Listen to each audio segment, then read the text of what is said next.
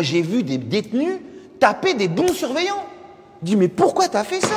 7 ans pour le tunnel, 1 an pour l'évasion, 18 mois de révocation de sursis, une peine à 2 chiffres, quoi, tu vois, le paquet, quoi, tu vois. Je me suis rendu, je me suis dit, au cas où, je vais me battre, tu vois, je vais me battre, mais je savais, je connaissais sur qui j'allais tomber, tous ces procureurs et juges qui me connaissaient depuis tout gamin, je le savais, tu vois, à juste titre, ils m'avaient vu tellement de fois, j'avais fait tellement de garde à vue, il faut le reconnaître, tu vois, il faut reconnaître.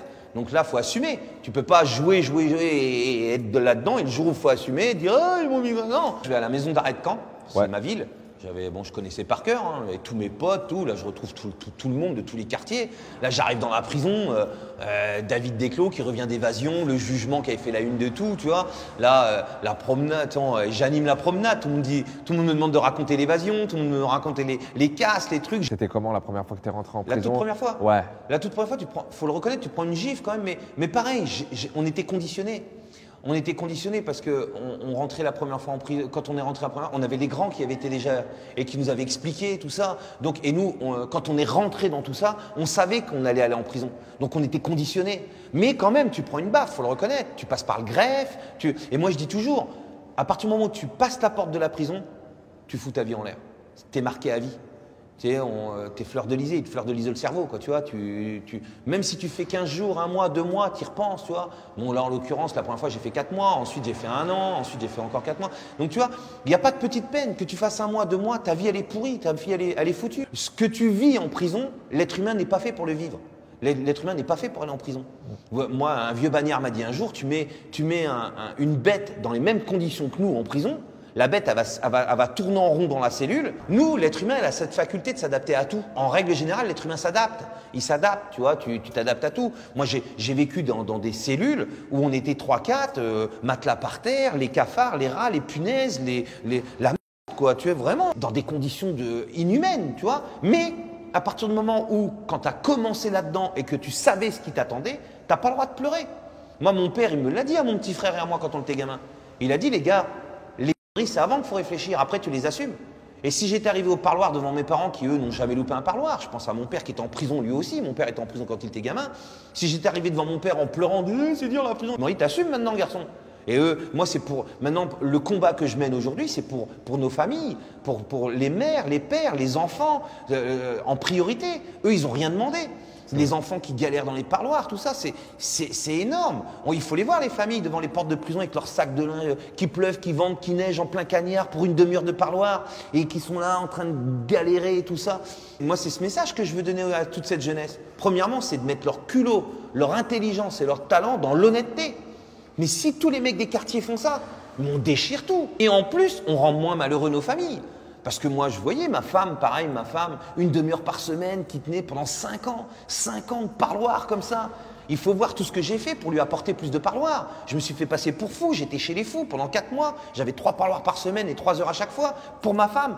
J'étais chez les gueudins, quoi, chez les fous. Par exemple, moi, je dois le dire, un ami que j'ai encore maintenant, mon pote Salif qui me suit maintenant, il arrive en prison, mais le mec, un gars de Sarcelles, qui avait le même parcours que moi, on aurait dit qu'on avait grandi ensemble. On est arrivé dans la promenade ensemble, on était ensemble, dès l'instant ça a matché. Le mec, un personnage. Et ben lui, dans la promenade, il développait des idées d'internet, de sites internet, de trucs qui cartonnent aujourd'hui, des trucs qu'il écrivait, qu'on sortait à Nora au parloir, qu'on sortait à ma femme au parloir, qui a redonné à ses frères, tout ça, on a créé des trucs dans la promenade. Le mec, c'était un cerveau. Moi, il me voyait écrire mes sketchs, mes trucs, ce que je fais aujourd'hui, mes trucs de films et de trucs, j'écrivais tout. Et à l'heure d'aujourd'hui, ben là, il est en train de développer une application, il est réinséré de ouf, il est en train de faire un truc, il m'aide là sur le spectacle et tout, on est en production ensemble, on fait plein de choses. Le mec, c'est une trompe.